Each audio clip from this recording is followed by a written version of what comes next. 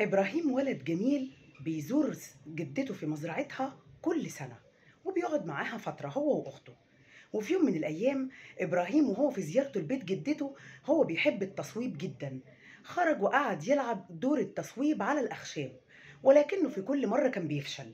وفي ميعاد العشاء وهو راجع لبيت جدته علشان يتعشى، كان راجع حزين قوي لأنه فشل في التصويب كالعادة.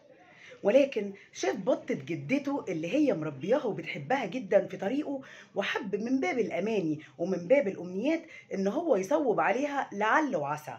ولكنه كان في جواه يقين إن هو هيفشل، ولكن للأسف صوب على البطة فضربها بين عينيها، وللأسف فلحت المرة دي التصويب بتاعته، ووقعت البطة ماتت.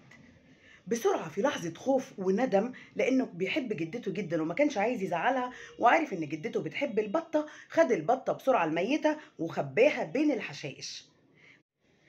بس للأسف ولسوء حظه، أخته حبيبة شافت كل اللي حصل، ولكنها ما فتحتش بقها بكلمة.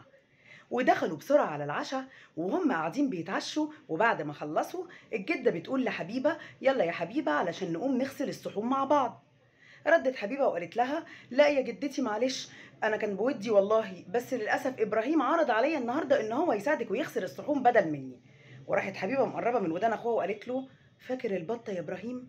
راح بسرعة إبراهيم قال لها: أيوة فعلا يا جدتي، أنا قلت النهاردة أنا اللي أقوم بغسيل الصحون. تاني يوم بسرعة وهم قاعدين علشان يتغدوا، وهم قاعدين أثناء الغدا جدهم قال لهم: يلا بسرعة علشان أخدكم معايا النهاردة في رحلة صيد. ردت الجدة وقالت له: معلش أنا بعتذر منك، خد إبراهيم، ولكن أنا محتاجة حبيبة النهاردة علشان هنقوم بشؤون مهمة جدا في البيت. ردت حبيبة وقالت لها: طبعا يا جدتي، بس للأسف إبراهيم قال لي إن هو اللي حابب يساعدك النهاردة في تنظيف البيت، فمعلش هروح أنا مع جدي الصيد. لقى إبراهيم نفسه إن هو قاعد مع جدته وأخته هي اللي راحت تتفسح وبتقوم بعملية الصيد مع جدها. وهكذا تالت يوم نفس الموضوع، قام برضو إبراهيم بكل المهام اللي كانت مفروض بتقوم بيها حبيبة، وكانت كل ما يبص لها تقرب عليه وتقول له: فاكر البطة يا إبراهيم؟